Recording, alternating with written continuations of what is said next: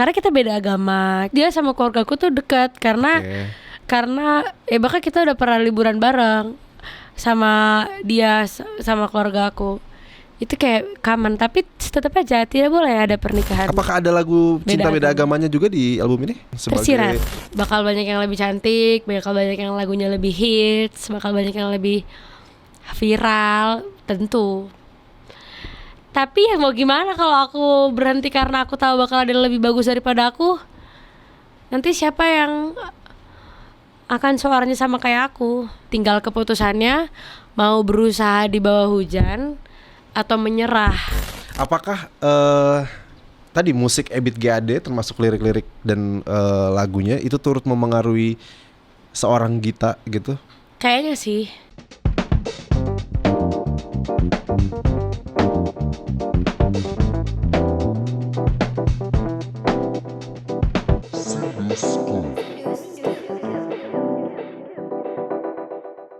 Halo, balik lagi bareng gue Sindu Alpito di program pengarsipan musik Sindu Scoop. Kali ini saya telah bersama salah satu singer-songwriter yang sangat spesial dan kalian harusnya sih udah pada tahu ya lagunya.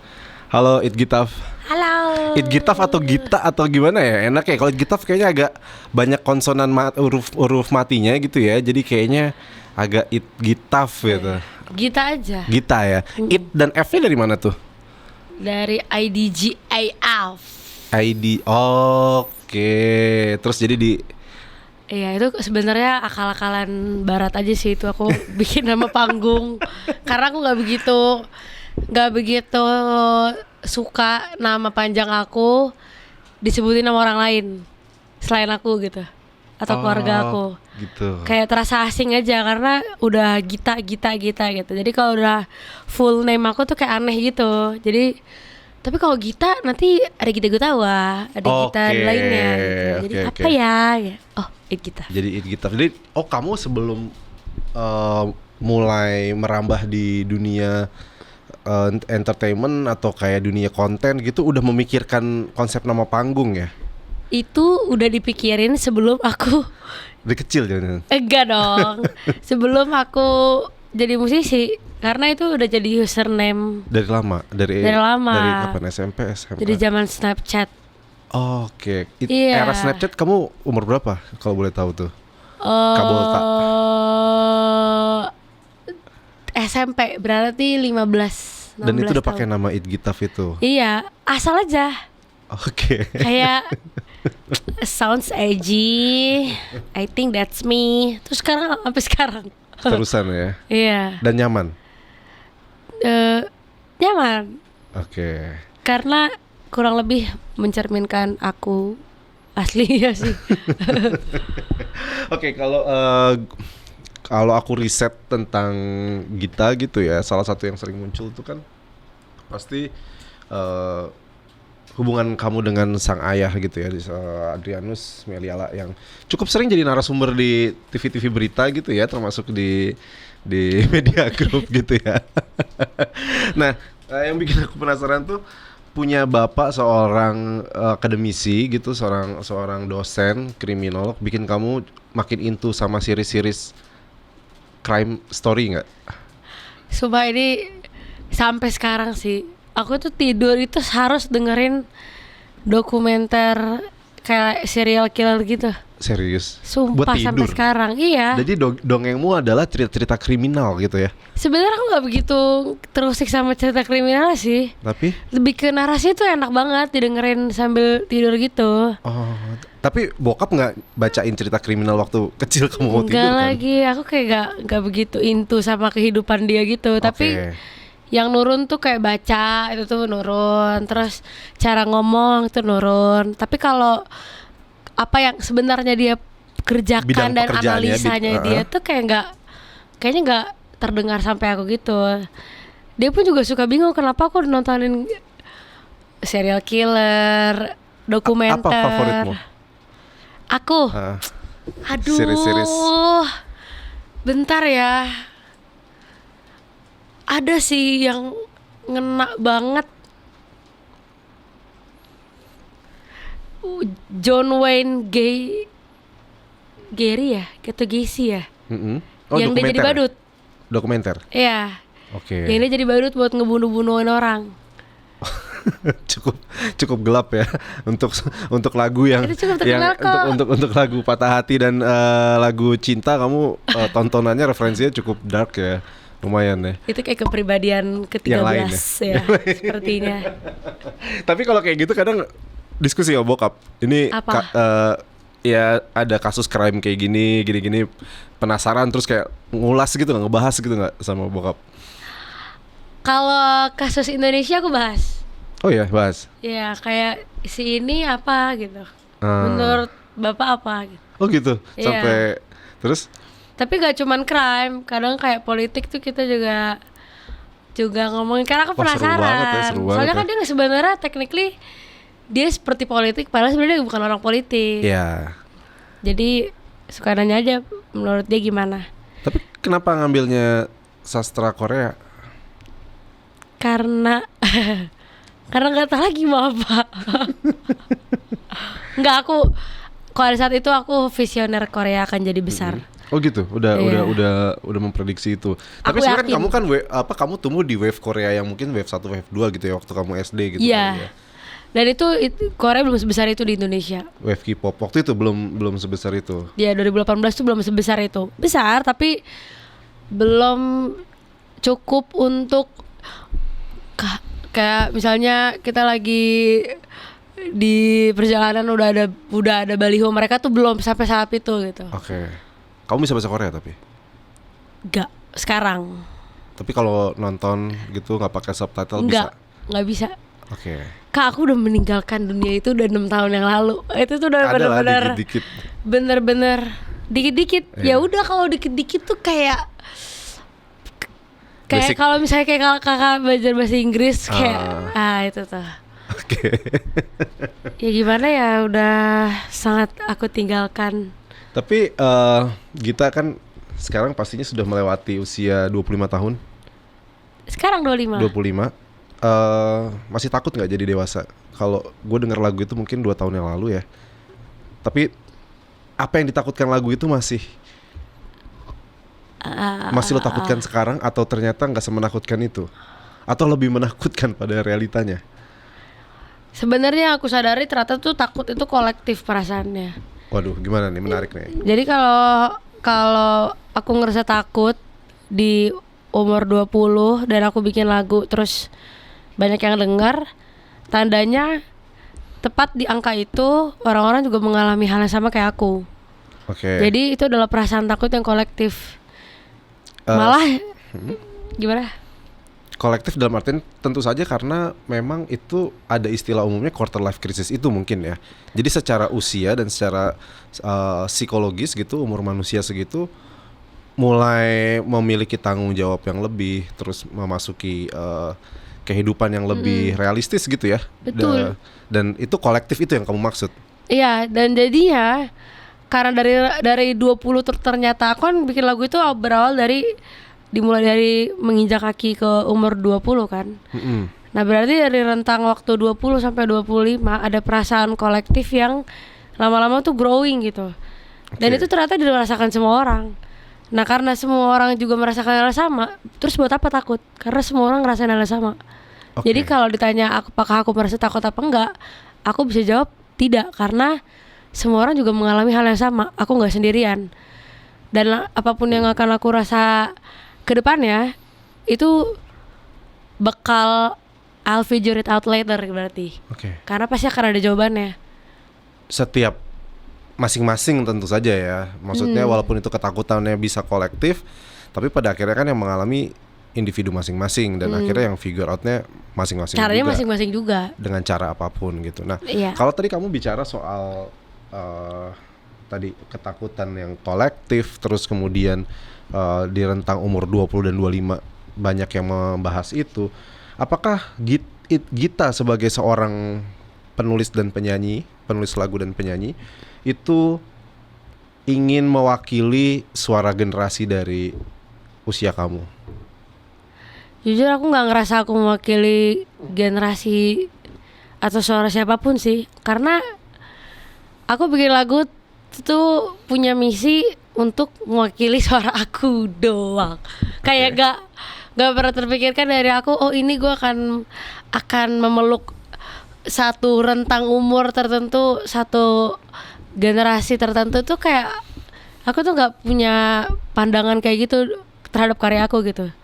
Jadi kalau untuk mewakili sama sekali tidak, tapi kalau ternyata semua orang, justru malah setiap karya aku rilis, oh ternyata orang merasakan itu ya gitu. Justru malah realization itu datangnya tuh malah belakangan, bukan dari awal aku sadar gitu. Oke. Terus kalau dalam proses kreatifnya apa yang pertama kali muncul di benak gitu? Karena itu tadi gitu. Kamu tuh sebenarnya kalau aku sebagai jurnalis gitu ya, kayak melihatnya Gita tuh punya karakteristik yang menarik karena kamu nggak semata-mata ngomongin soal patah hati dan ya tadi gitu cinta-cintaan yang di layer permukaan, tapi justru kamu bisa tarik itu lebih dalam, entah itu dalam apa ya, konteks keseharian gitu ya, masalah keseharian dan tadi gitu punya perspektif yang sedikit berbeda, kayak kamu angkat sesuatu tadi tentang keresahan generasional, terus kamu tadi soal hubungan antara kamu dan pasangan tapi dalam sudut pandang yang lebih kompleks gitu, kayak misalkan di Sedia Aku Sebelum Hujan gitu ya. Aku malah ngelihatnya kayak gimana kamu memosisikan sebagai seorang perempuan bukan hanya sebagai pasangan yang menurut aku kita nggak ngomong kesetaraan, tapi kamu ngomong soal bagaimana kamu menjadi rumah gitu misalkan buat si pasangan itu dengan caramu gitu. Oke. Nah, hal seperti itu tuh lahirnya dari mana gitu? Jujur kalau ngomongin penulisan karya, biasanya aku terfokus sama di situ tuh urgensinya apa gitu. Kalau misalnya urgensinya untuk ngeluarin sebuah album, berarti itu kan tentang journey. Jadinya aku pikirin baik-baik narasi apa yang mau dibangun sampai materi itu rilis gitu. Materi utamanya rilis yaitu albumnya. Kalau ngomongin tentang keresahan generasional atau apa gitu, berarti itu aku dengan tumbuh kembang aku dan kekhawatiran aku tentang aku di kehidupan sosial gitu. Nah itu jadilah album apa gitu, itu yang membuat aku apa. Kalau album pertama aku Mengudara, EP pertama aku ya. Semoga Sembuh, itu aku ngomongin orang yang mau mati di depan aku, kesehatan mental.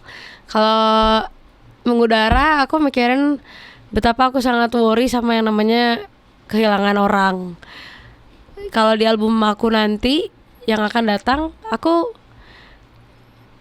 ngomongin tentang hubungan dan kebertahanannya, tentang resilience. Jadi sebenarnya seputar itu aja sih kalau aku udah ketemu premis album aku. Oh jadi kamu justru nariknya tuh dari album dulu baru kamu cari turunannya. Maksudnya narasi besar dulu baru kamu cari turunannya, bukan dari per lagu yang kamu datang terus di-compile, oh dia jadi satu album nih karena mungkin secara mood sama gitu. Itu yang aku lakukan dulu di album pertama dan aku ngerasa itu ada pros and cons-nya juga. Satu, orang kalau misalnya kita ngumpul dari lagu ini bagus ini tiba-tiba jadi album, kecenderungan untuk itu menjadi universe yang banyak ragamnya itu jadi ada gitu, kayak orang bisa jadi bingung atau too much information atau mereka ngeresapin satu-satu, bisa juga. Sebenarnya terserah juga, nggak ada masalah. Itu pun juga bukan cara yang salah. Tapi di album kali ini aku lebih konseptual, mindful gitu, lebih konseptual benar. Sama konsep yang aku bawa, kayak aku punya album judulnya Berusaha di Bawah Hujan. Itu 12 track isinya hujan. 12 track isinya hujan dan universe-nya, cuaca, langit. Ada sponsor dari BMKG atau gimana? Saya maunya begitu, tapi emang BMKG ada budgetnya belum tentu. Karena BMKG buat BMKG sendiri. Ada apa dengan Gita dan hujan? Apa kayak itu salah satu hal yang memantik men-trigger proses kreatif kamu kah hujan, atau ada romantisasi tersendiri dari sebuah peristiwa alam itu? Sebenarnya aku itu aku tuh nggak punya lagu cinta. Kalau dilihat dari diskografi It Gitaf, It Gitaf itu tidak terkenal karena lagu cinta. Sama sekali. Ya mungkin ada, tapi itu tidak menjadi faktor terbesar kenapa aku bisa duduk di sini hari ini gitu. Jadi aku pun juga inexperience banget sama lagu cinta tuh, sangat-sangat kurang gitu ya pengalamannya. Jadi aku juga pun nggak nulis. Tapi sekarang tuh aku udah ada di hubungan yang sangat sehat, sangat damai, sangat setara. Oke, ini menarik ya. Ketika ngomong hubungan kita bisa lihat ekspresinya bahagia banget ya. Sangat setara. Dan aku bahagia banget gitu. Tapi apa sih hubungan yang tidak ada, yang tanpa tantangan? Pasti ada tantangannya. Jadi bisa dibilang album ini tuh banyak dipengaruhi oleh relationship kamu sama pasangan kamu. Bukan bisa dibilang lagi, emang iya. Emang literally orang ini. Jadi kenapa tentang hujan? Karena waktu aku nulis, aku gak tahu gimana cara mengekspresikan rasa cinta, rasa kagum aku, rasa kesel aku, rasa marah aku, rasa sebel aku ke orang ini gitu. Aku bingung nulisinnya gitu. Jadi aku kayak pikir, apa ya, kita pakai apa ya gitu. Akhirnya aku ketemu Sedih Aku Sebelum Hujan, Sedih Apa Yang Sebelum Hujan. Lalu aku jadiin itu Sedih Aku Sebelum Hujan, karena aku kayak berkilah aja cari cara, pengen bilang sayang tapi pengen cari cara lain, karena aku nggak tahu cara nulisin gimana. Itu lagu pertama yang aku bikin buat album ini. Dan udah tiba-tiba gila sih, semuanya jadi hujan aja. Dan itu banyak banget referensinya, beneran literally tentang hujan. Tapi judul album ya Berusaha di Bawah Hujan, tandanya apa nih? Berusaha. Tandanya ada perjuangan di situ. Ada sesuatu nih, apa nih? Kenapa lu berusaha? Nah, itulah kenapa harus didengar dalam albumnya. Proses pembuatannya, apakah pasangan kamu ikut mendampingi proses penulisannya atau? Enggak, dia zero knowledge, zero. Gila ya, siapa laki-laki beruntung itu ya, dibuatkan sebuah album dan lagunya luar biasa banget. Sebenarnya orang-orang bilang dia beruntung, tapi kalau dari kacamata aku, setara dia tuh kayak clueless gitu. Gitu. Dia clueless karena dia nunjukin aja kali depan kamu kan. Nggak nunjukin aja mungkin depan kamu. Kagak, dia beneran clueless.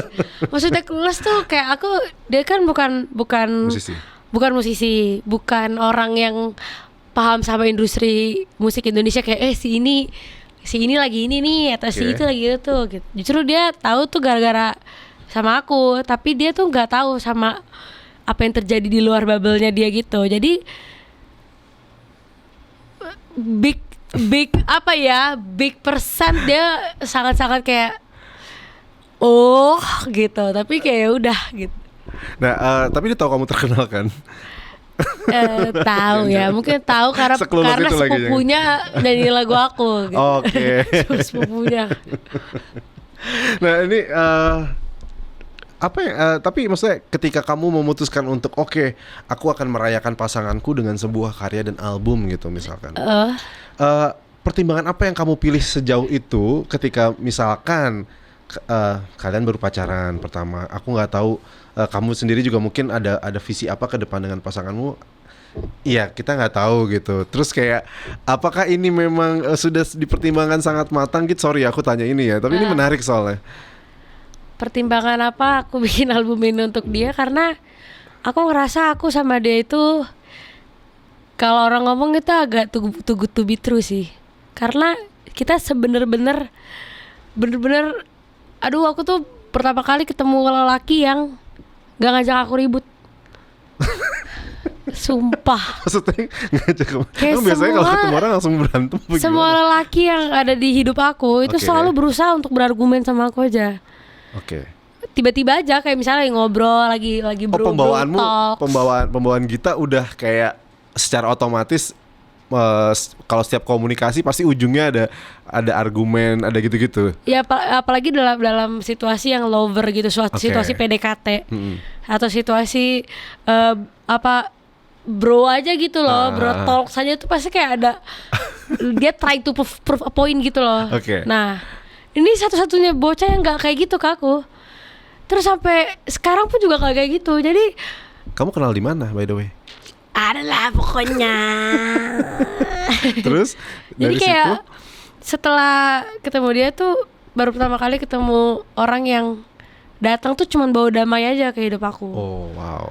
Dan menurut aku itu harus aku kumandangkan ke orang-orang karena oh ternyata cinta yang sehat tuh bisa bikin lu tuh waras gitu. Bisa bikin lu tuh nggak ngelihat jelek gitu dari apa yang terjadi di muka bumi ini. Walaupun kalau dia ngomongin nanti ke depannya kamu bakal kayak gimana, justru tidak tahu karena kita beda agama, kita beda. Oh itu kamu sempet tweet di threads itu ya? Aku tuh sebenarnya sering ngikutin Iya, threads kamu. aku yepers banget kalau di threads. Oh ini beda agama, terus kemudian udah dapat hadiah dari mamamu gitu kan? Iya, baru tuh beberapa hari lalu. Terus itu adalah sebuah tanda kalau sudah mulai diterima, ya nggak sih? Amin. Ya sebenarnya aku sama dia sama keluargaku tuh dekat karena bahkan kita udah pernah liburan bareng sama dia sama keluarga aku. Itu kayak common, tapi tetap aja tidak boleh ada pernikahan. Apakah ada lagu Cinta Beda agama. Agamanya juga di album ini? Atau yang kamu siratkan sebagai Tersirat. hujan dan badai atau apa? Tersirat ada ya? Aku kayak lagu beda agama udah ada di Precintaku, kayak nggak perlu lagi ada lagu beda agama lainnya. Itu jadi ini aja Easter egg-nya buat temen-temen yang kalau mau cari. Karena aku tuh mikir album ini tuh juga nggak mau terlalu ya akulah pasangan beda agama itu atau apa gitu, karena aku ngerasa tantangan kita tuh nggak cuma itu doang gitu loh, dan itu bukan yang paling berat dari hubungan ini gitu sebenarnya.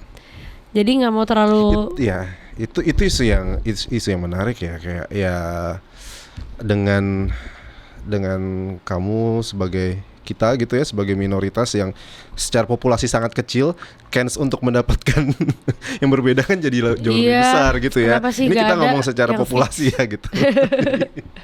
Jadi kayaknya memang dan di Indonesia sendiri itu jadi sebuah isu yang bukan isu ya, kayak diskursus yang tidak berkesudahan gitu. Jujur. Ya di setiap generasi, di setiap era gitu ya.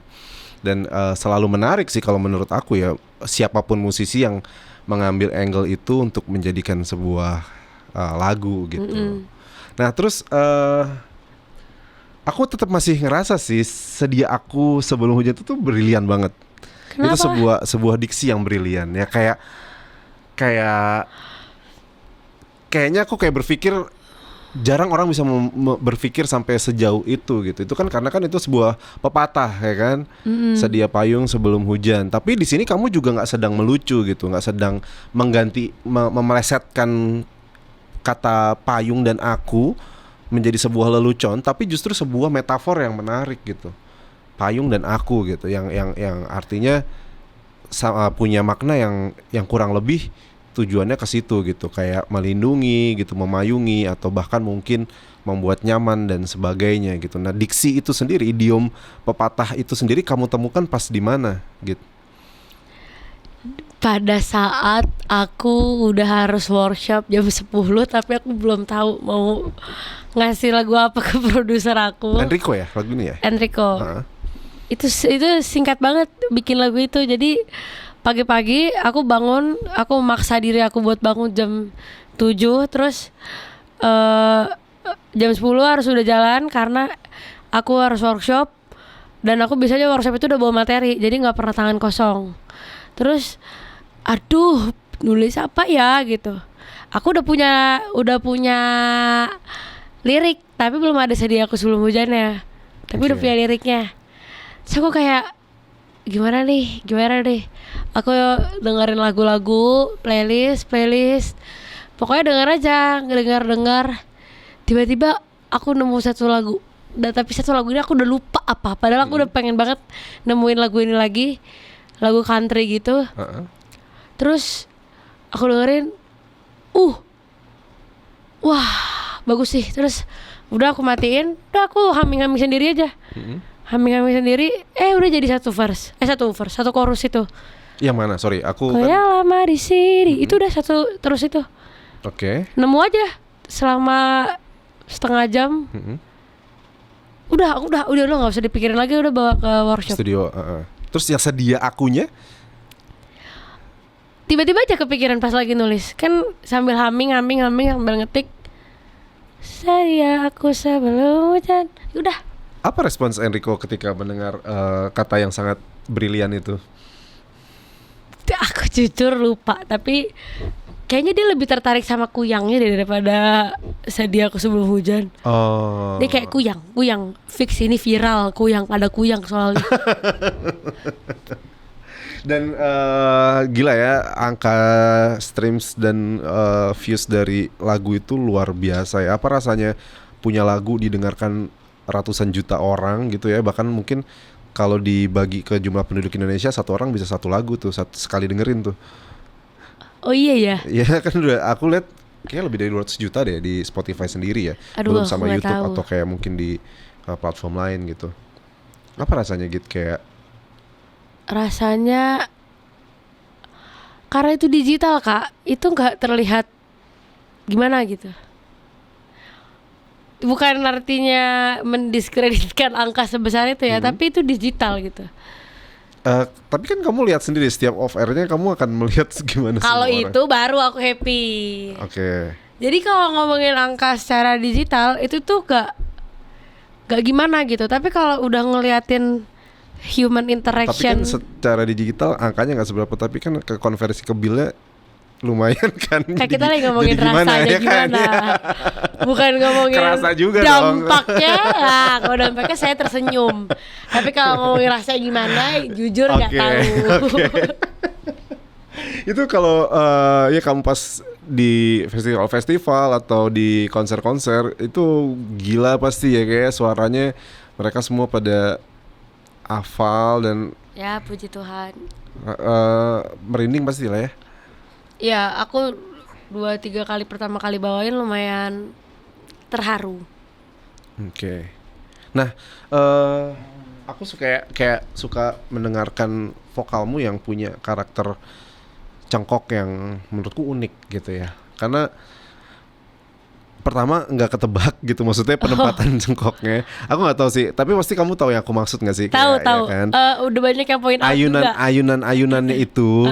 Terus kemudian kemarin juga sempat yang lihat ada satu konten kreator yang juga ngebahas bagaimana korelasi antara lagu-lagu Gita dan musik Karo gitu. Karo tuh salah satu suku gitu ya, mungkin di Indonesia yang punya kekayaan musik yang luar biasa ya. Teman-teman mungkin bisa kalau nanti nge-search gitu, dia punya semacam gendang yang kecil banget, berbagai ukuran, dan itu sangat melodik sekali ya. Dan itu luar biasa banget. Terus kayak kamu bisa mentransformasikan inspirasi itu ke dalam sebuah karya yang tetap punya rootsnya, tetap punya rohnya gitu. Kamu sebagai orang Karo juga tentunya. Iya. Nah, apakah itu juga kamu sadari di awal, atau kayak kamu kayak iya juga ya, ternyata nggak bisa hilang nih sebagai darah Karonya nih ke musik nih gitu. Jujur aku baru nyadar saat di point out sih. Oke. Tentang karakter ini. Karena waktu awal aku nggak begitu ngerasain. Tapi setelah banyak orang bilang dia asin aku kayak cara improve-nya, cara dia ngambil adlibs tuh kayak ngambil dari lak-lakan Karo gitu. Jujur aku nggak begitu merhatiin sih, tapi saat di point out orang, oh kayaknya iya ya. Tapi memang aku terpapar banget soalnya dari kecil. Di rumah dengerin bokap gitu. Iya, terpapar banget. Jadi tidak kaget kalau aku jadi kayak gitu. Tapi sebenarnya kalau dilihat utamanya yang aku ingat, aku itu suka banget Ebit Gade. Ebit Gade itu karakternya kalau orang nomor satu sih. Bener, aku setuju sama kamu. Ebit Gade nggak hanya penulisan liriknya ya. Lagu Ebit apa yang kamu paling suka? Aduh, susah banget lagi. Kupu-kupu Kertas tuh menurutku salah satu lagu terbaik Ebit sih. Aku itu semua hanya isu. Oke. Itu apa judulnya ya? Isu. Itu semua hanya isu. Itu aku suka banget itu. Bentar. Itu my jam. Terus apa lagi? Ada lagi nggak? Terus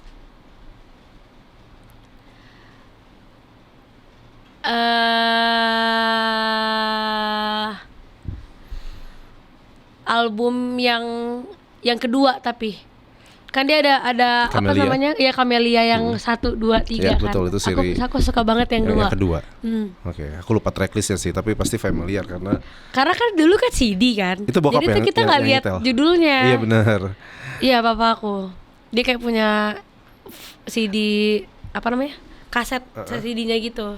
Apakah tadi musik Ebit GAD termasuk lirik-lirik dan lagunya itu turut memengaruhi seorang Gita gitu?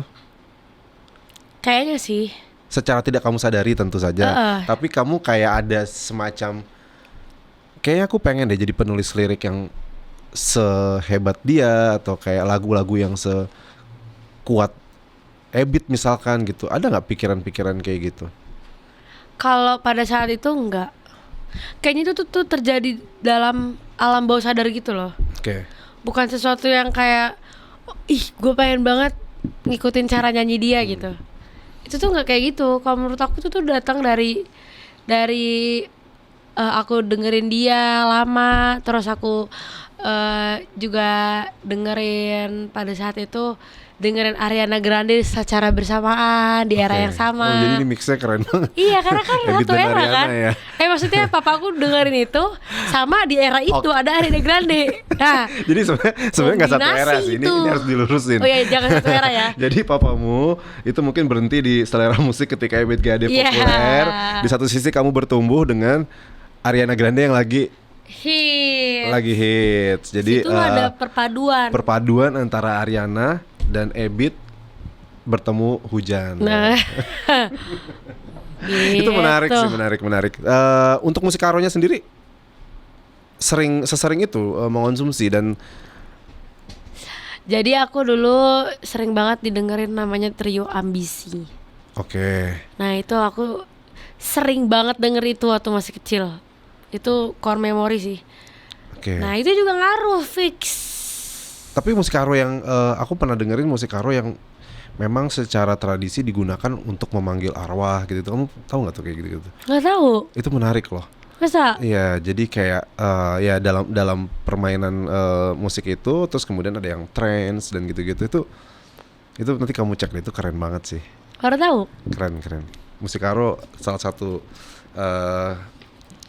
musik tradisi atau etnik yang gokil sih. Okay. Nah, berlanjut nih ke soal kayak tadi popularitas kamu yang sudah semakin secara angka semakin menggila gitu. Apakah itu juga menjadi beban tersendiri ketika kamu melihat aku bisa nggak ya kira-kira mempertahankan eksistensiku dengan se-hype ini gitu?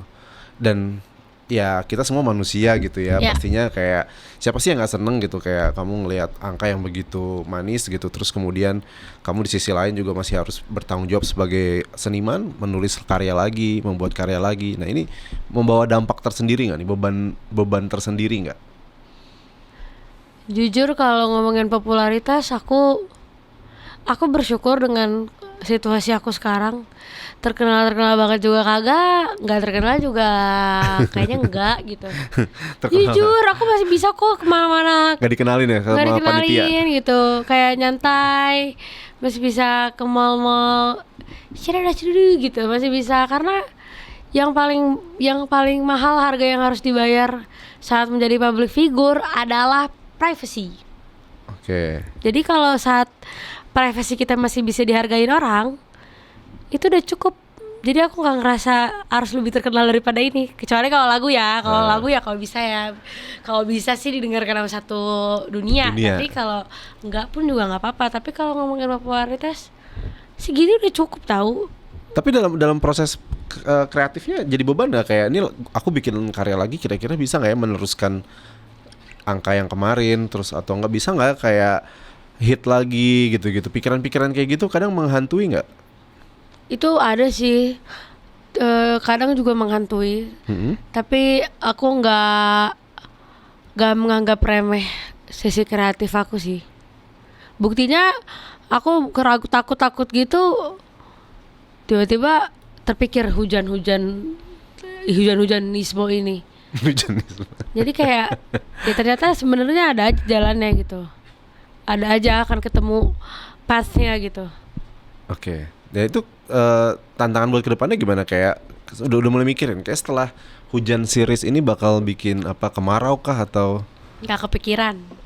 Enggak. Jujur nggak kepikiran sama sekali. Tapi pasti kepikiran merchandise payung nggak atau jas hujan? Bukan kepikiran, udah ada. Udah ada ya merchandise payung. Nanti dan keluar pas albumnya rilis. jas hujan? Jas hujan jujur produksinya mahal. Kan lu bisa beli jadi terus lu batch kasih ini gak sih? Janganlah. Maksud gue jas hujan mau lo custom kayak gimana juga gak sih? Bakal bisa keren kalau kita ada partneran. Sama beneran yang legit gitu loh. Iya. Kalau misalnya yang mursi apa nggak dimarahin sama penggemar kita? Penggemar lu termasuk yang tipe gimana gitu? Apa tuh?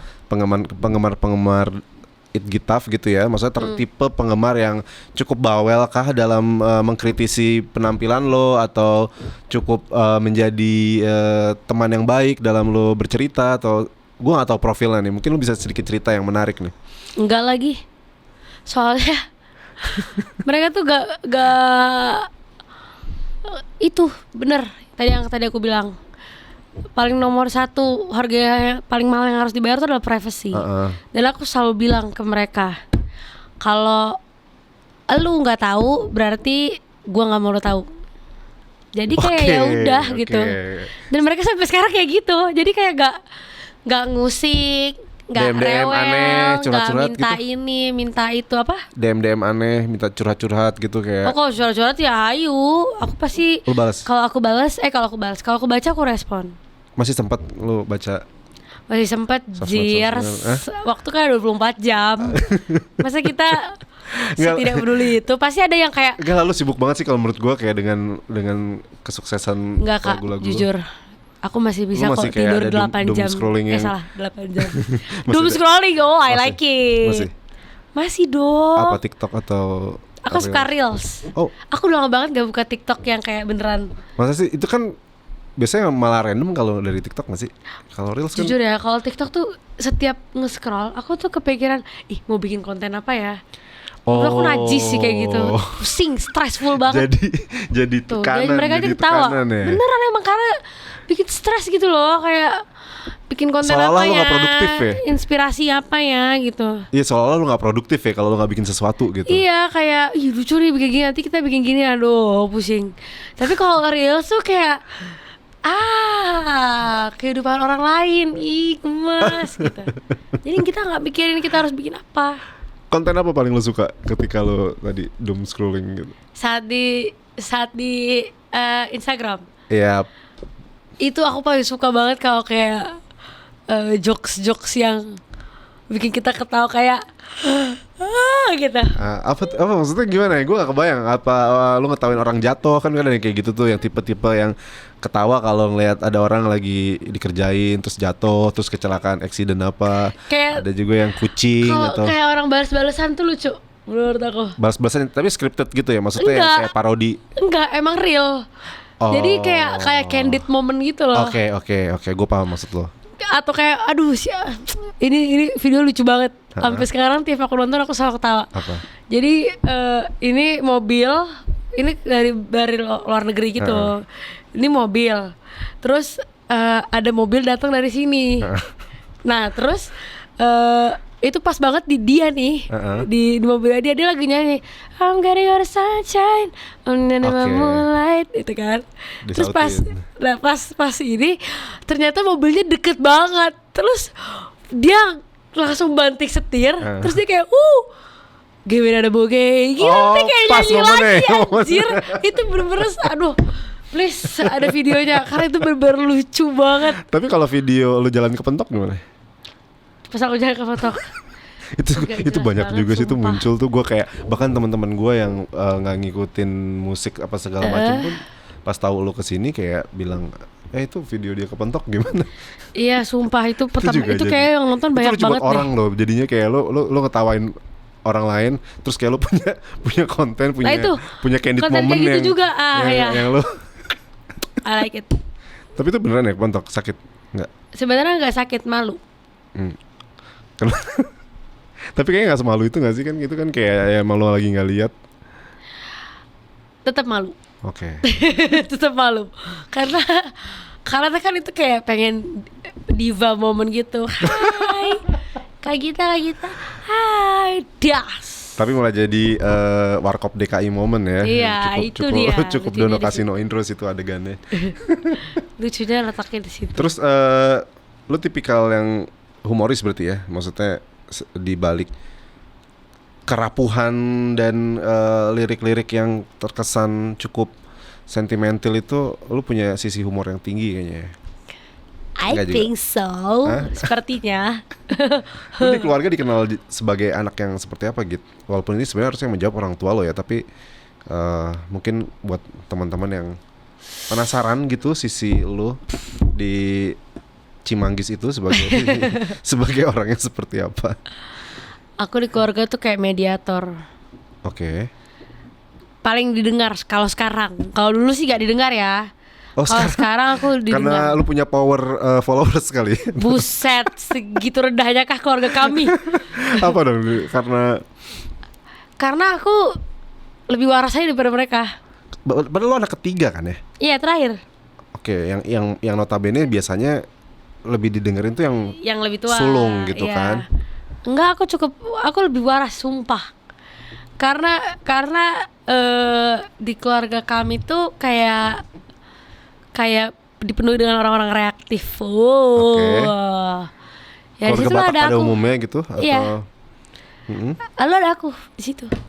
Oke, tapi kayak bokap gitu, kayak ketika lu udah mulai terkenal dan ini penasaran nggak kayak gimana sih industri musik? Terus kayak aku pengen lihat kamu manggung deh. Gitu. Kalau manggung iya, tapi dia dunia selain nonton aku manggung dia zero clue, no clue at all. Ada pesan tertentu dari orang tua untuk lu mengarungi industri musik yang serba dinamis ini?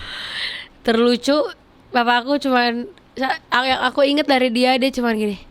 Jangan lupa daftar hak cipta. Wih, oke. Jangan lupa daftar haki. Ya kayak gitu-gitu. Itu jangan bagus lupa ini ada yang pakai lagu kamu, pakai AI, ini copyright gitu-gitu. Wow, itu sangat akademisi sekali sih. Sangat bapak itunya. saya itu. Terus udah kamu lakukan, pastinya lah ya, gila iya. sih. Tapi lu kesel nggak kalau ada AI yang suaranya sama kayak lu, terus kayak lagunya juga kayak, oh kok mirip banget nih gitu dari cara menyanyi dan liriknya gitu. Kalau diduitin kesel, tapi kalau nggak diduitin nggak kesel. Tapi lu gimana ngelihat itu AI yang semakin mengancam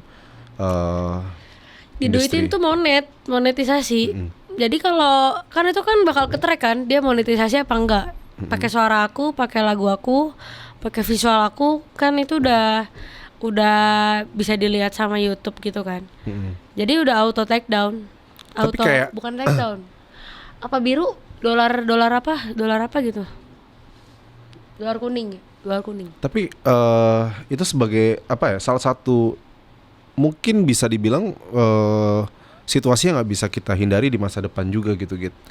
Kalau kayak nggak, maksudnya sekarang kita tahu banyak label-label besar dunia gitu ya, itu udah mulai bekerja sama dengan produsen AI gitu, yang Suno segala macem, dan mereka dengan bisnis menyerahkan katalognya untuk menjadi satu ya outputnya pasti generate musik yang baru lagi gitu. Nah, lu sendiri ngeliatnya kayak gimana? Apakah lu sebagai kayak penulis musik yang cukup punya karakter kuat dan melihat ini sebagai sebuah ancaman di masa depan gitu, lepas dari monetisasi dan tidak ya?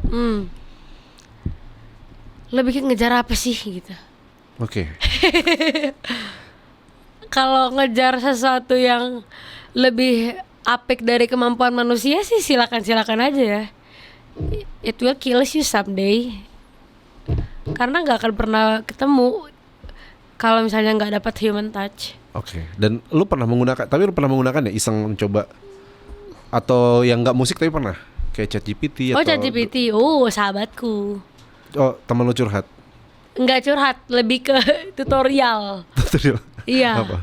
Ya tutorial apapun, kayak misalnya contoh, eh cara cara ekspor Premiere Pro. Oh, Kayak gitu-gitu. produktivitas ya arahnya ke. Iya, terus koyo apa yang bagus buat hidung supaya nggak mampet gitu. Oh, oke. Pakai koyo di sini.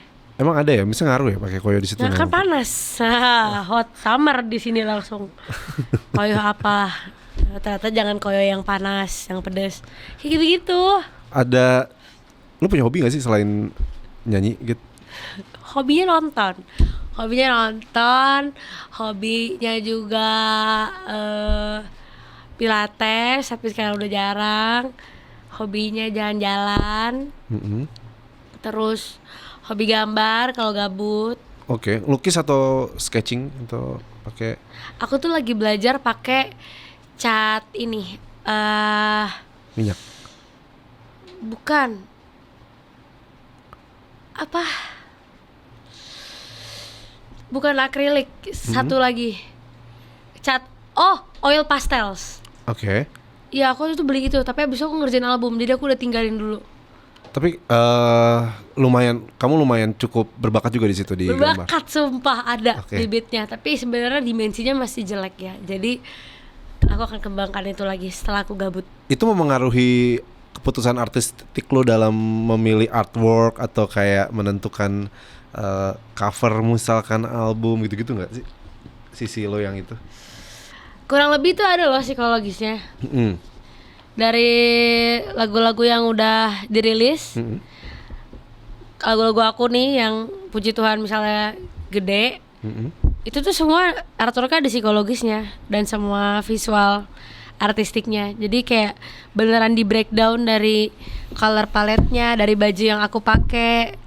Oh, ada semiotiknya gitu maksud lo kayak setiap. Iya, ada tandanya, ada analisis tandanya. Terus aku dari pemilihan karakter aku, kayak aku pernah ada di era yang aku sangat-sangat terlihat vibrant gitu, pink, biru.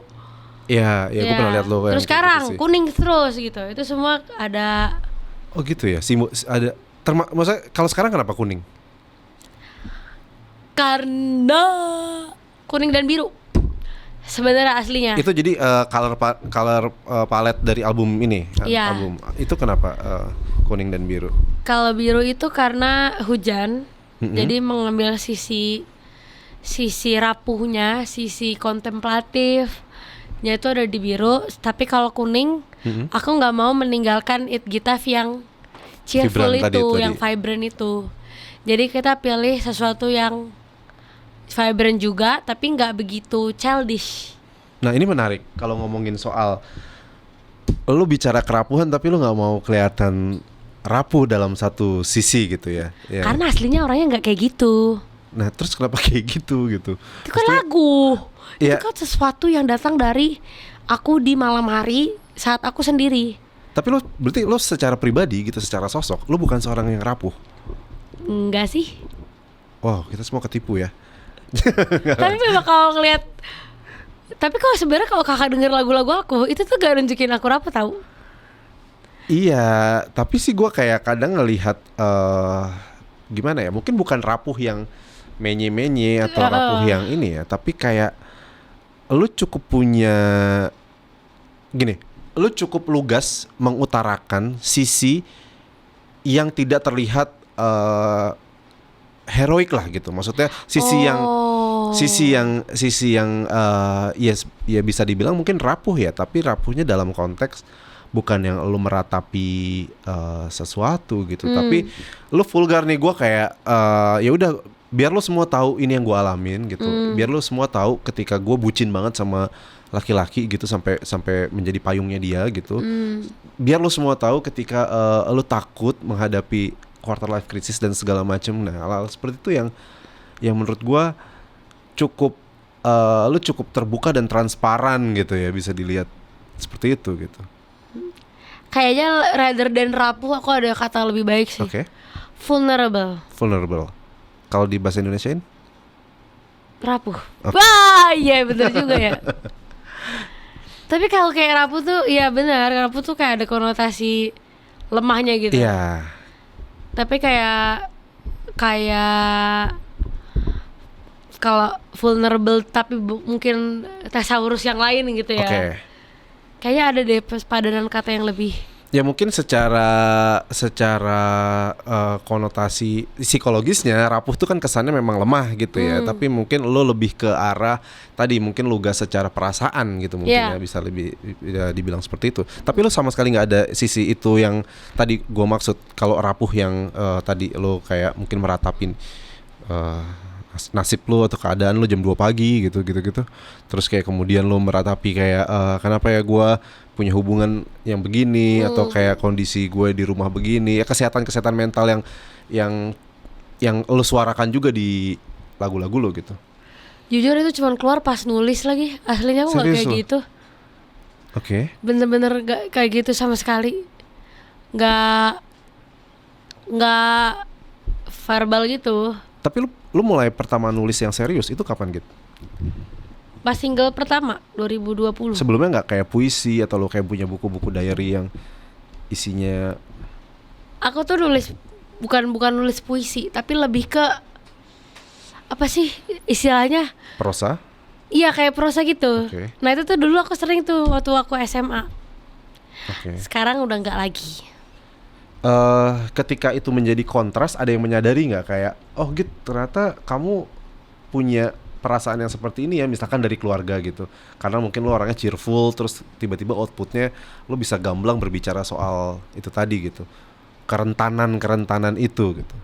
Justru mereka kaget sih. Keluarga aku tuh sebenarnya nggak tahu kok bisa dia nulis ini. Siapa yang gimana sih, kalau kata aku mah. Ini gimana nih? Gue sangat antusias untuk membahas ini karena kita nggak filler gitu. Aku cuma filler tuh ke kakak aku gitu karena kan dia manajer aku kan. Jadi tuh kita nggak casually talks about our feeling. Ya. Nah ketika tadi lu bilang mereka kaget, lu bisa ceritakan ada momen kaget apa yang ya emang aku gini gitu atau kayak gini misalnya karena ada lagu satu-satu. Itu banyak teman-temannya mama aku nanya ke siapa ke mama aku kayak kenapa sih Gita itu kok sedih kali lagunya, kenapa dia gitu. Terus mama aku nggak tahu zero clue, dia nggak tahu itu kenapa aku nulis itu dan dia nggak nanya juga. Oh, jadi nggak ada yang meminta klarifikasi dari pihak keluarga juga ya kayak semua apakah keluarga kita tidak cukup nyaman buat kamu karena sampai kamu mengeluarkan lagu? Semua laguku mereka satu pun nggak ada yang ditanya. Oke. Sama sekali nggak ada yang kayak emang kamu beneran ini, emang kamu ini, itu lagunya buat siapa? Nggak pernah satu kata pun. Oke, mereka menghargai ya privasi kamu juga mungkin ya. Lebih ke mereka bingung conversation apa yang akan terjadi sih. Terus kalau dia tahu kenapa? Terus kalau tahu curhat nih gitu. Sedangkan atau lo cukup defensif untuk hal topik-topik seperti itu di rumah? Enggak sih. Enggak juga. Kayak misalnya nih misalnya kalau dia nanya aja nih, si aku sebelum hujan buat siapa? Ya aku akan sebut pacar aku. Buat pacar gitu aja ya. Iya. Kenapa? Ya aku akan jelasin. Mungkin itu yang mereka nggak siap dengar. Kayak gitu-gitunya, kayak kenapa gitu. Nah, album Berusaha di Bawah Hujan ini melibatkan banyak produser gitu ya, yang mana ini sebuah lompatan yang menarik dibanding album sebelumnya yang mungkin kamu lebih banyak swadaya atau lebih banyak independen secara utuh gitu ya. Nah, apa alasan memilih nama-nama ini? Ada Enrico, ada Lava, ada Rico dan lainnya gitu.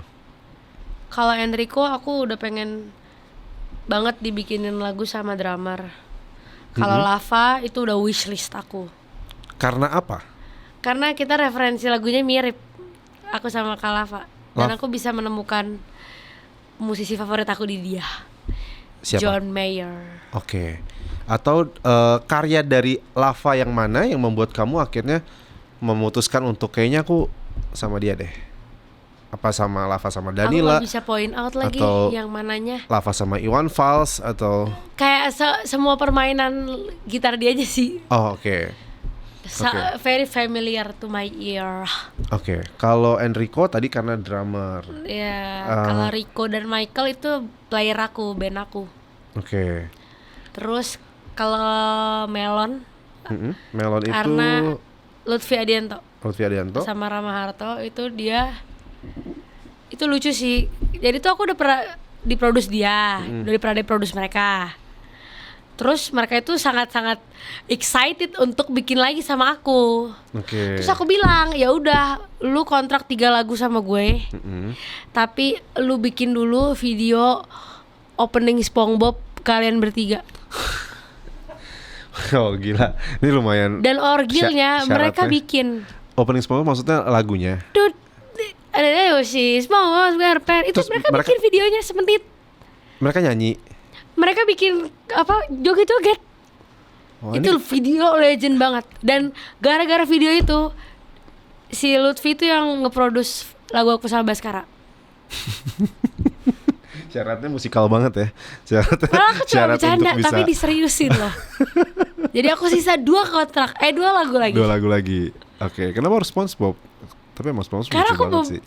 Karena aku kayak pengen, kan mereka laki kan, ya aku pengen uji maskulinitas mereka aja sih.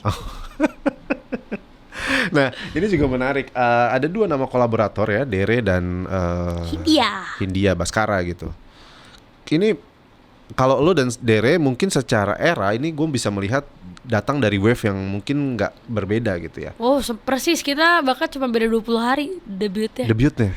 Nah ini apa alasan lo memilih Dere dan Baskara? Sebenarnya kalau dilihat dari album itu tuh ada ceritanya kenapa sama Kabas sama Dere. Jadi lagunya tuh berdekatan, abis lagu aku sama Kabaskara, lagu sama Dere. Intinya kalau sama Kabaskara itu tentang aku berbicara sama pasanganku yang dia itu sudah pulih dari masa lalunya dia. Dan merasa dia bisa berkembang dari lukanya, dan lukanya itu bukan dirinya, bukan hidupnya. Abis itu sama Dere aku berbicara sama aku dengan masa laluku. Jadi intinya mereka berdua itu kayak aku ngomong sama diri sendiri, yang satu yang sudah sembuh gitu ya, yang satu yang Dere yang di masa lalu. Gitu. Nah, approach-nya gimana? Kamu hubungin mereka pas ketemu kah atau? Kalau Dere tuh aku semakin dekat karena tur sama-sama. Kita udah kenal lama, tapi semenjak tur sama-sama jadi makin dekat. Terus kita kayak kita bikin lagu bareng yuk gitu. Kalau Kak Baskara itu udah wishlist aku. Itu kamu gimana ngomong ke Baskara? Awalnya lewat si SpongeBob SquarePants itu. Aku bilang, lu tolong dong tanyain Kak Baskara, gue takut ditolak. Lu tanyain dong. Aku sebenarnya udah punya nomornya Kak Bas karena kan pernah beberapa kali chatan.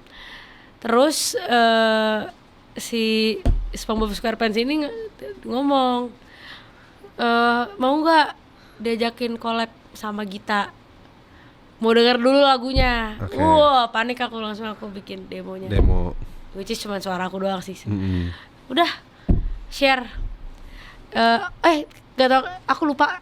Pokoknya intinya Kak Baskara ngomong, gue percaya deh, yang penting lu yang megang SpongeBob SquarePants. Terus akhirnya langsung ketemu di studio. Langsung ketemu pas recording. Jadi kan kita tektokan lirik. Liriknya tetap di develop bareng berarti? Jadi aku udah punya lirik semuanya, termasuk partnya Kabas, sampai dia aku kasih, terus dia ganti lirik yang bagian dia, verse-nya dia. Udah. Nah, tadi kan kamu bilang sempat masuk ke industri di momen yang sama dengan Dere gitu ya. Nah, aku cukup banyak mewawancarai penyanyi solo perempuan, penyanyi penulis lagu solo perempuan, dan salah satu catatan yang paling menarik adalah di Indonesia ini sangat banyak, sangat beragam, dan secara industri pun cukup ya ini bukan sebuah kompetisi tapi cukup ketat gitu menurut aku ya. Maksudnya dari kacamata jurnalis gitu. Pergantiannya, terus kemudian ada tiba-tiba yang bagus, ada tiba-tiba yang ini yang sangat perputarannya sangat-sangat cepat. Nah, kamu melihatnya kayak gimana, Gita? Jujur kalau mikirin regenerasi atau semakin banyak perempuan, musisi-musisi perempuan yang lebih itu bisa gitu sih Kak. Karena itu bikin overthinking. Bakal banyak yang lebih cantik, bakal banyak yang lagunya lebih hits, bakal banyak yang lebih viral, tentu. Tapi ya mau gimana kalau aku berhenti karena aku tahu bakal ada yang lebih bagus daripada aku. Nanti siapa yang akan suaranya sama kayak aku? Oke. Nah, kamu pernah look up tapi sama satu musisi perempuan Indonesia yang menurut kamu jadi role model, kayak ya cukup membangkitkan kamu, trigger untuk jadi punya karir di musik juga gitu? Ada nggak? Musisi perempuan ada, tapi dalam situasi yang berbeda-beda. Oke, generasinya atau situasi? Maksudnya takes aku tentang dia gitu. Oke, ada siapa aja? Boleh di-share nggak? Aku udah penggemar lama banget sama Nadine. Oke, walaupun secara umur nggak jauh ya? Secara Cuma beda setahun. makanya. Dan duluan Nadine kalau nggak salah ya, 2017-18 mungkin Nadine ya? Iya. Aku selalu amazed. Gara-gara dia aku harus pikirin banget sama universe album aku. Itu Oke. gara-gara look up. Ke Nadine. Tapi kalau ngomongin sama apa namanya versatile, kemana aja bisa, aku look up ke Tayura. Oke, Yura Yunita. Ada lagi mungkin yang dari mungkin era sebelumnya atau penulisan lagunya kamu tandain kayak wah menarik ya gitu? Nggak ada yang pop up di kepala. Nah, penyanyi perempuan identik dengan sosok tadi diva gitu ya, kalau kamu pernah menyebut diva moment gitu. Nah, apakah kamu sempat juga melihat bahwa ya ketika aku masuk ke industri ini aku akan jadi diri sendiri dengan segala yang ada di aku gitu, atau kayak itu tadi gitu, diva itu menjadi sebuah teror tersendiri ketika kamu masuk ke industri musik gitu, kayak seolah-olah judgement dari industri ini begitu keras terhadap musisi solo perempuan gitu? Dari pertama kali aku udah tahu kok aku nggak akan bisa menjadi diva itu. Duh, kenapa? Karena range vokalnya gak sampai. Oke. Maksudnya secara teknikal aja udah nggak achieve gitu loh. Apalagi ternyata taste musiknya nggak kesana gitu. Maksudnya nggak kesana, nggak bener-bener kesana gitu. Jadi ya aku jelas tahu mau aku apa, dan yang aku mau bukan ranah itu. Oke.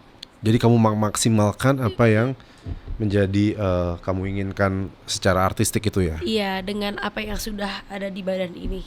Oke. Per detik ini gitu. Oke, terakhir mungkin kamu bisa mendeskripsikan berusaha di bawah hujan itu kalau itu adalah sebuah scene gitu ya, atau film atau kayak sebuah, kan kamu suka film nih, sebuah sinopsis singkat gitu, itu adalah apa gitu? Oke. Jadi berusaha di bawah hujan itu merupakan album tentang kebertahanan.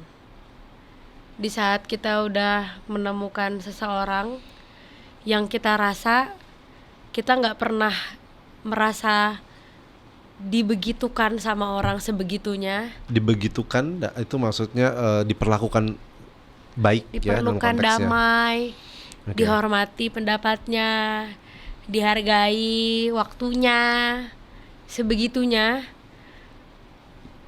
Itulah kapabilitas cinta yang baik yang membuat kita tuh jadi bisa melakukan apapun di muka bumi ini karena kita merasa dicintai. Tapi di sini hubungan sebaik apapun itu, sesehat apapun itu, pasti punya obstacle. Dan disitulah gimana caranya kita menjadi orang yang keputusan hidupnya itu nggak harus menyenangkan buat orang lain. Mungkin di luar sana ngapain sama cowok ini? Kan ada A, ada B, ada C, ada D. Tapi kita tahu bahagia kita di sini karena dia melakukan apa yang orang lain tidak lakukan, yaitu apa? Memberikan damai. Jadi tinggal keputusannya mau berusaha di bawah hujan atau menyerah Di bawah hujan. meninggalkan hujan. Oke. Terus? Kan sudah kalah dalam perang. Jadi itu deskripsi singkat. Oh, kalau scene film ya. Scene film untuk orang-orang yang berhasil berusaha di bawah hujan itu cocok banget nari di bawah hujan literally pakai lagu gitu ini. Ya? Oke. Dan itu sudah saya cobai berkali-kali. Oh, hujan-hujanan? Hujan-hujanan pakai lagu itu. Sama pacar kamu ini maksudnya? Sama pacarnya belum. Oke. Maksudnya dalam posisi syuting ya. Oh. Nah, itu real. Tapi kalau yang di luar itu kayak misalnya lagi hujan beneran terus kamu tadi hujan-hujanan itu nyoba juga nggak? Coba pakai lagu ini. Di Depok gitu. Buset. Iya kan, lu tinggal di situ kan maksud gua. Ya kan emang tempat syuting cuma di Depok, Pak. Kan saya bisa ke Jakarta. Ini aja Enggak, maksud sini. gua pas bukan buat kepentingan buat syuting gitu. Enggak. Ada kondisinya gitu. Oh iya, maksud gua pikir tuh kayak lu kayak wah hujan nih. Enggak. Kita sibuk. Kita belum ada waktu scrolling, gitu. scrolling. Doom scrolling. Oke, semoga lancar. Tadi aku baru ngecek belum udah mulai keluar judul tapi belum di ini ya di mungkin sekalian promo kapan teman-teman bisa mendengarkan fullnya di tanggal 15 Mei 2026. Oke, sebentar lagi. Listening sessionnya juga 15 Mei tapi tiketnya udah sold out. Jadi sorry guys. Jadi ya sudah, tunggu CD aja. ya, akan ada CD-nya ya. CD rilis hari H, merch rilis hari H, pokoknya semua hari H deh. Langsung bisa di nggak ada format lain mungkin vinyl atau ya kalau albumnya sukses aku mau banget vinyl. itu pasti keren sih kayak suaranya. Ya semoga nanti tercapai ya cita-citanya. Dan merchandise-nya jangan lupa apa aja? Payung, terus banyak banget, ada baju, terus ada baju yang hijab friendly juga karena aku selalu diamukin masa bikin yang hijab friendly. Maksudnya yang panjang. Yang panjang. Terus ada vest tapi vest masih ongoing. Terus ada apa sih? Ada tote bag. Tote bagnya lucu deh. Pokoknya tote bagnya tapi yang related sama hujan hanya payung ya. Gue sebenarnya berharap banyak sih kayaknya bisa diekspor tuh. Ya nggak sih? Apalagi Kak? Ya kan jas hujan belum. Orang naik motor loh banyak. Jas hujan itu nunggu albumnya sukses. Mahal ya kan bikin yang mahal sumpah. Cari aja deh jas hujan yang tidak mid to low ya. Iya sih. Mahal. 500 ribuan sih biasanya ke atas itu. Nah masalahnya kan kita harus menyesuaikan daya beli sahabat-sahabat penggemar saya. Oke, terus apa lagi yang bisa diekspor? Mungkin teman-teman ada ide nggak tuh yang terkait hujan bisa ditambahkan di kolom komentar. Iya, tambah ke kolom komentar. Oke, terima kasih. Albumnya pas banget musim hujan ya. Itu keren sih menurut gue, lo kayak brilian lo yang lain itu sih. Wah. Ya kan pas di musim hujan. Kak, aku tuh dibetain tau. Bukan dibetain, kayak di komentar. Ngapain bikin album hujan di musim kemarau gini? Iya sih sebenarnya sebenarnya musimnya kemarau, tapi rumah gua kan deket rumah lo tahu kan sering hujan juga kan? Sebenarnya kan kita udah global warming, jadi kita bakal ada hujan aja tiba-tiba. Atau udah gak relevan mungkin ya kemarau atau hujan? Iya. Cuacanya random aja ya. Jadi teman-teman bisa mendengarkan berusaha di bawah hujan dan gua rasa banyak juga yang relate dengan kondisi hubungan yang dialami oleh Gita gitu ya. Dan 15 Mei terus kemudian habiskan CD-nya. Dicetak berapa CD-nya? Bismillah, sold out. Berapa? 1.000? 1.000 cuma 1.000 dikit ya. Jadi dapatkan segera. Kemudian konser showcase nanti dulu karena lu masih kolaboratornya sibuk-sibuk ya. Kita kan pengennya seperti gerilya gitu. Oke, teman-teman terima kasih yang sudah menyaksikan Sindoskop episode Gita. Makasih ya udah datang ke sini. Terima kasih banyak. Obrolannya buat gue menarik karena bisa mengupas apa yang selama ini gue dengar cukup sering dengar. Bahkan tadi gue sebelum wawancara lo nyetel radio lagunya juga lagu lo loh. Wow. Jadi kayak wah nih cocokologinya kayak wah pas banget direstui. Ya teman-teman terima kasih. Selamat menyaksikan episode-episode Sindoskop lainnya. Saya Sindu Alpito pamit undur diri. Bye-bye.